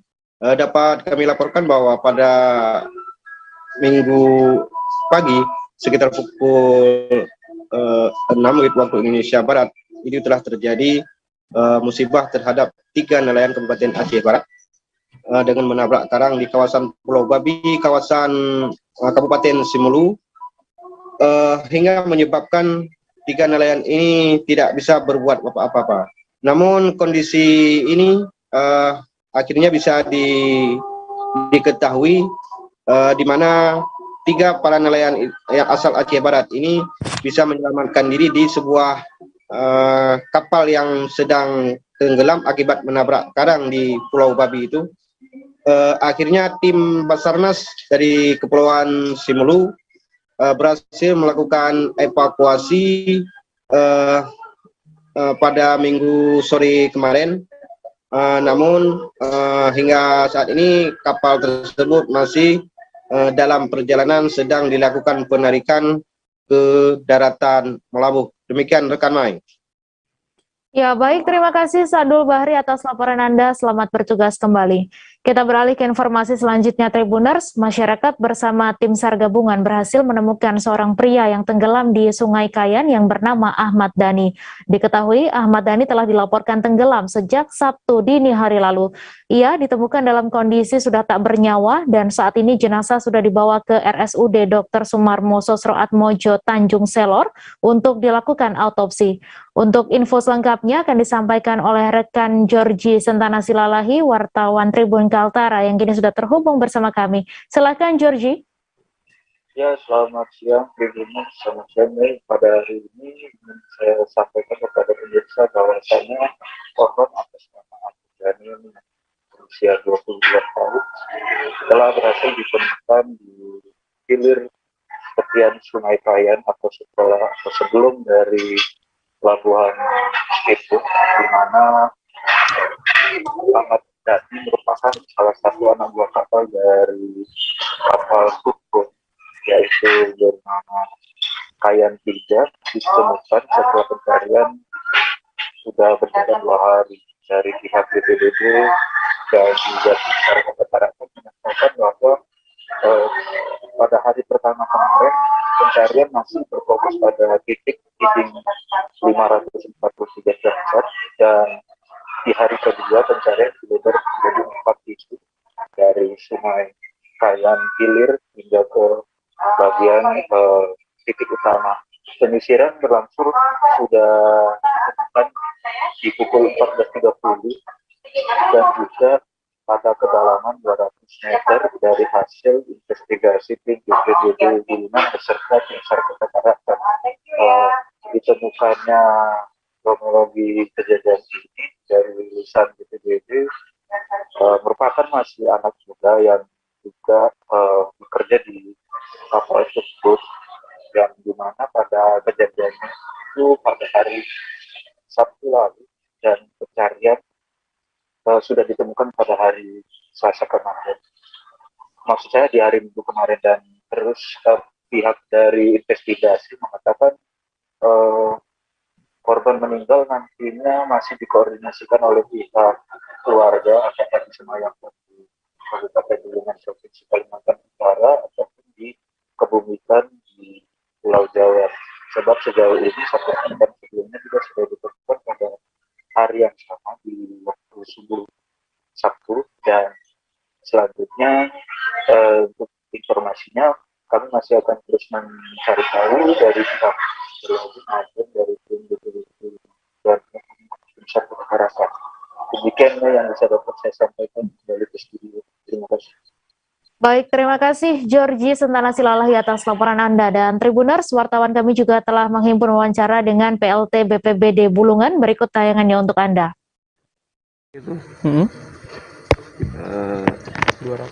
Sekitar 200 meteran lah. Warga menemukan ya Pak?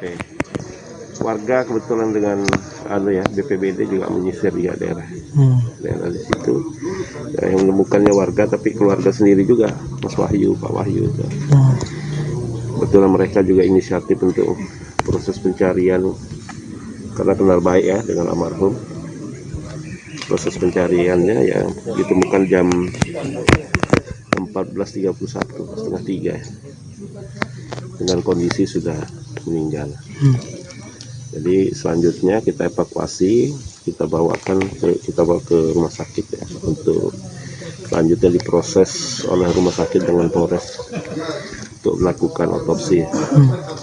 Dan selanjutnya nanti kalau sudah selesai kita menyerahkan dengan pihak perusahaan di mana almarhum bekerja. Nah, nanti pihak perusahaan yang menentukan posisinya almarhum, apakah dikirim atau seperti apa, nanti mereka yang menentukan. Kalau bukan warga sini Pak? Bukan. Mana? Warga sini.